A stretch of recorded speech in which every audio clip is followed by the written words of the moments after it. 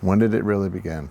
Well, honestly, when I was a little boy, I was probably 5 years old, and we were taking my uncle to the airport for Vietnam.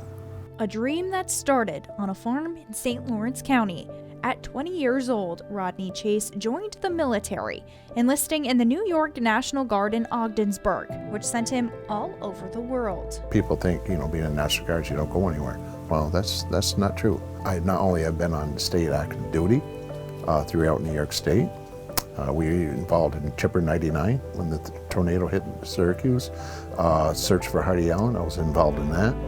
And then we did two operations with the German Army in Germany, and then we did an operation in Thailand called Operation Cobra Gold. We served with them hand in hand, side by side. Quickly learning the hardships of the military.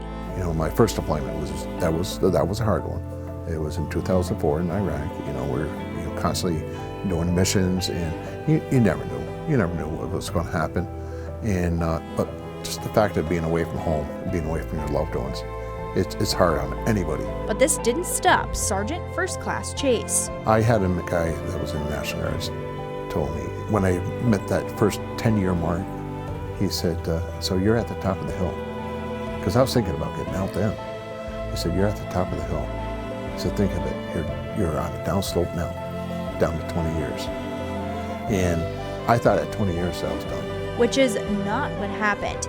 He just got home from his third deployment, where he led new soldiers through these same struggles. His wife back home making it a little easier, leading the St. Lawrence County Youth Bureau and sending care packages. That helped a lot of people. Being gone away from home for so long, and then you're like 4 or 5 months into your tour, and something as simple as a taste of home really helps. When he's not overseas, Chase is a diesel mechanic at Fort Drum. He makes his everyday work just as impactful, as he knows he's doing it for his people. Whenever I sign my name to anything, I always want to make sure I put myself in that vehicle.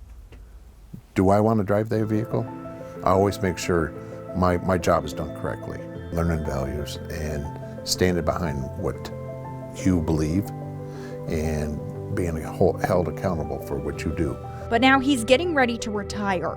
As uncertainty continues to rise and violence threatens different parts of the world, Rodney says families must continue to support their soldiers, like his loved ones were there for him. Stand behind your soldier. Never falter. Always be there for them. And always have positive vibes for them. Because he knows that a childhood dream can lead to a future of service. It's my honor to serve in the military. Unfortunately, I have to say goodbye to the military. It's probably going to be one of the hardest things for me to do because I've done it for almost 40 years. The prestige and the honor to serve in the military that's what made it for me right there.